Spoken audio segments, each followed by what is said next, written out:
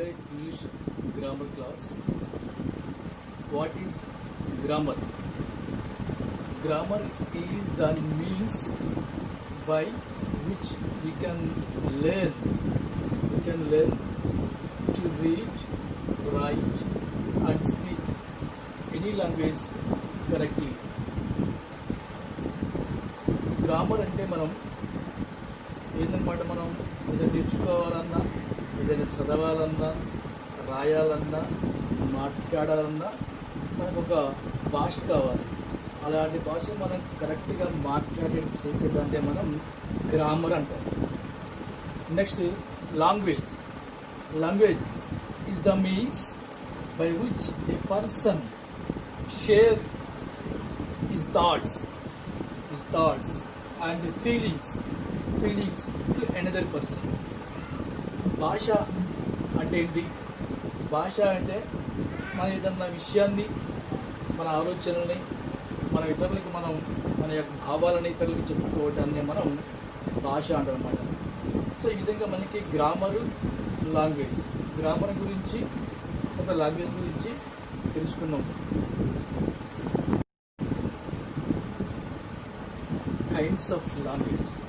Kinds of language. There are three types of languages. The first one, oral language, means speaking. The second one, written language, means letters. Number three, sign language. This means gestures. We give some gestures to the other people, to the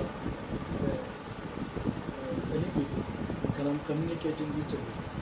The kinds of language అనేది మనకి 3 రకాలుగా ఉంటుంది. భాష అనేది మనం 3 రకాలుగా వ్యక్తపరచుకోవచ్చు.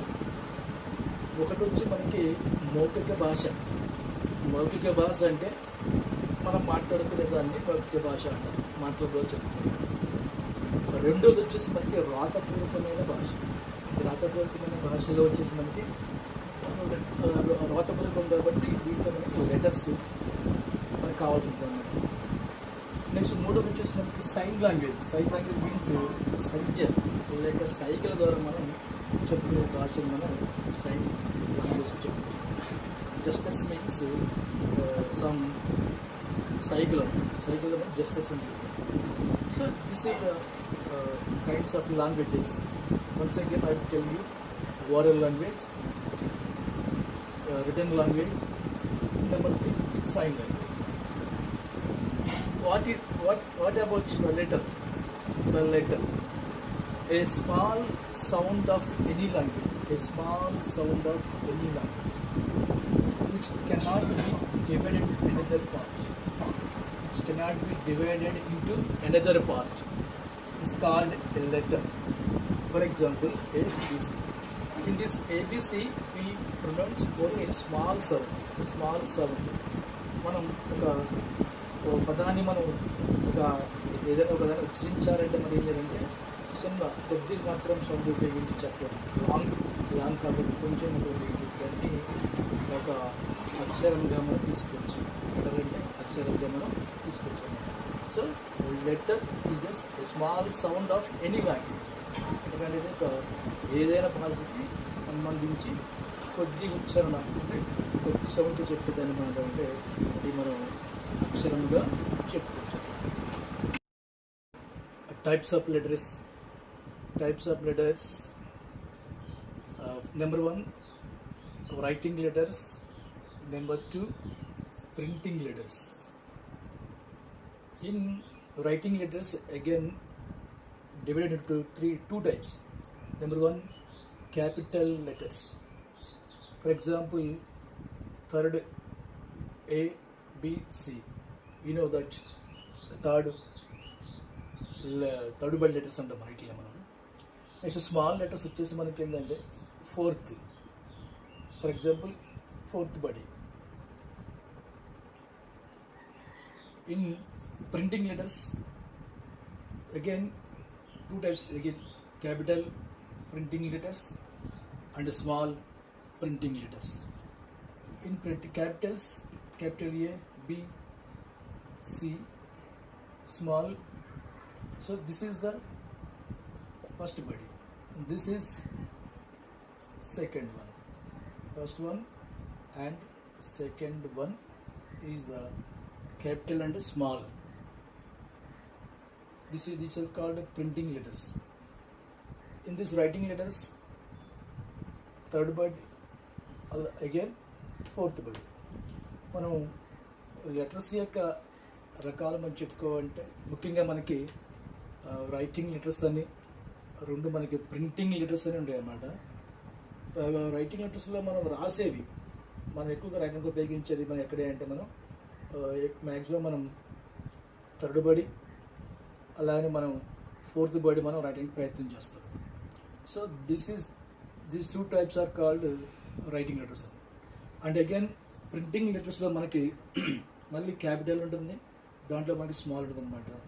ఇక్కడ మనం టెక్స్ట్ బుక్లో ప్రింట్ అయ్యేది ఎక్కువగా మనకి ఈ ఫామ్లో కానీ ఇక్కడ సెకండ్ బడి ఫామ్లో కానీ ఎక్కువగా మనకు కనిపిస్తాయి అనమాట. ఇవి ప్రింటింగ్ లెటర్స్గా మనం చెప్పుకోవచ్చు అనమాట.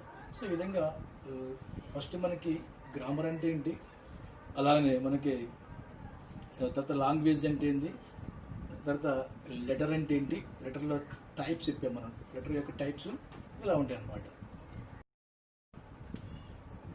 Next alphabets. Alphabets A systematic table of letters is called alphabet. A systematic table. Table means one of chart. We know that the display of the chart in letters A, B, C, D. This is the systematic approach. In this systematic approach is called alphabet. Alphabet. మనం ఇప్పుడు ఆ అక్షరాలను మనం ఒక వరుస క్రమంలో ఒక పద్ధతి ప్రకారంగా మనం ఏర్పాటు చేసుకునే ఏర్పాటుని ఏమంటారంటే మనం ఆల్ఫాబెట్గా పిలుచుకోవచ్చు అనమాట. సో ఈ ఆల్ఫాబెట్స్ అనేవి మనకి ఇంకా రెండు రకాలు చెప్పుకుంటాం మళ్ళీ, కైండ్స్ ఆఫ్ ఆల్ఫాబెట్స్. ఒకటి vowel. Vowel means AEIOU. AEIOU ఇవి కూడా మనం గుర్తుంచుకోవాలంటే మనకి మన హ్యాండ్లో AEIOU. How many alphabets and how many vowels? There are 26 alphabets. In these 26 alphabets, the AEIOU, the 5 is called vowel. Remaining 26 minus 5, remaining 21 is called consonant.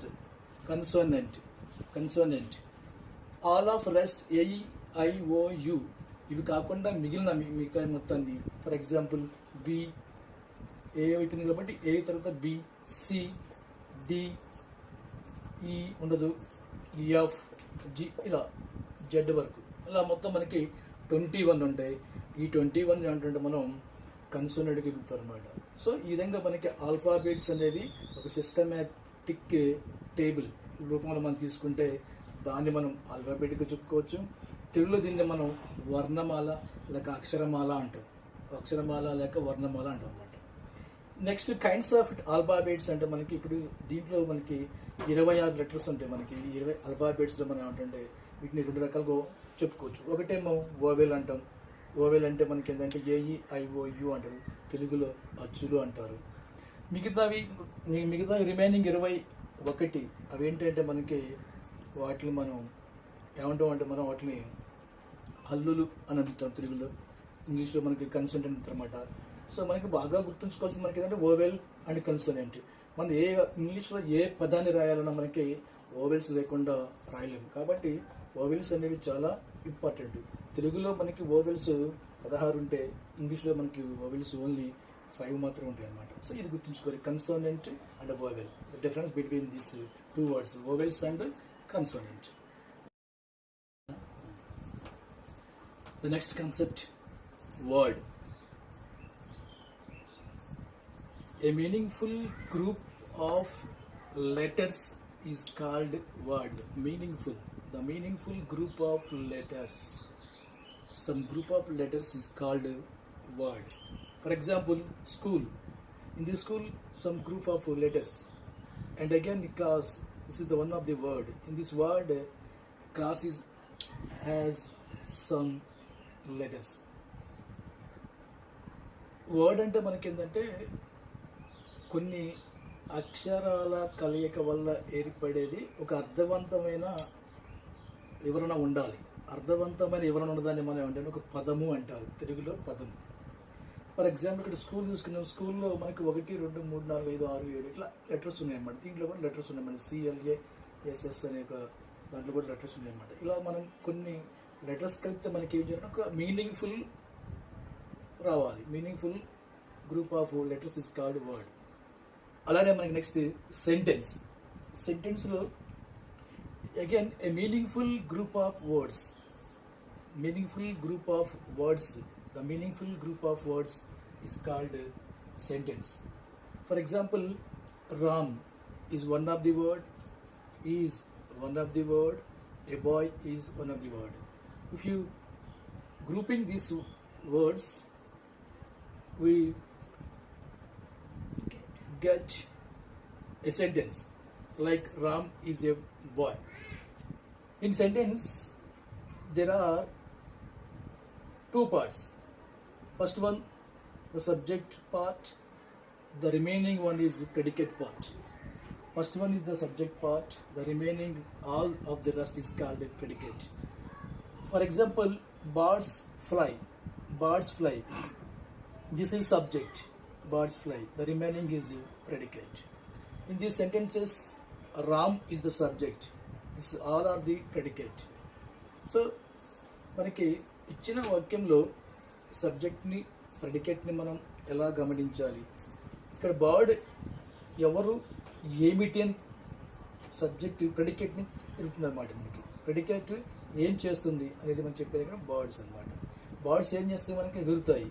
కాబట్టి ఈ రెండింటికి వచ్చే సంబంధాన్ని మనం ఎనలైజ్ చేస్తే సెంటెన్స్ రూపంలో మనకి వస్తుంది అనమాట. అంటే సబ్జెక్ట్ ప్లస్ ప్రెడికేట్ని మనం సెంటెన్స్గా చెప్పుకోవచ్చు అనమాట. సబ్జెక్ట్ కంపల్సరీగా ఉంటుంది, ప్రెడికేట్ అనమాట. ఈ ప్రెడికేట్ ఇంకా పార్ట్స్ ఉంటాయి మనకి, ఇంకా రిమైనింగ్ చాలా పార్ట్స్ ఉంటాయి మనకి. దీంట్లో వర్బ్ ఉండొచ్చు, ఆబ్జెక్ట్ ఉండొచ్చు. అది నెక్స్ట్ క్లాస్లో మనం చూసుకుంటాం అనమాట. సో దీంట్లో మనకి ఏంటంటే కొన్ని లెటర్స్ కలపటం వల్ల ఏమొస్తుంది, మనకి వర్డ్స్ వస్తుంది. కొన్ని వర్డ్స్ మనం కలపడం వల్ల మనకి ఏమొస్తుందంటే సెంటెన్స్ వస్తుంది.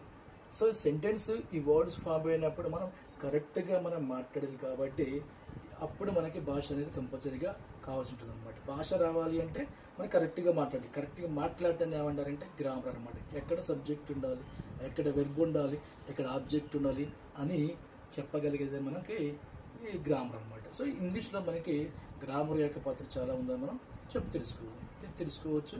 ముందు ఇంకా మనం లోపలికి వెళ్ళినప్పుడు గ్రామర్ గురించి సమగ్రంగా మనం తెలుసుకుందాం. ఇది గ్రామర్ యొక్క జస్ట్ మనకి ఏంటంటే ఇంట్రడక్షన్ అనమాట.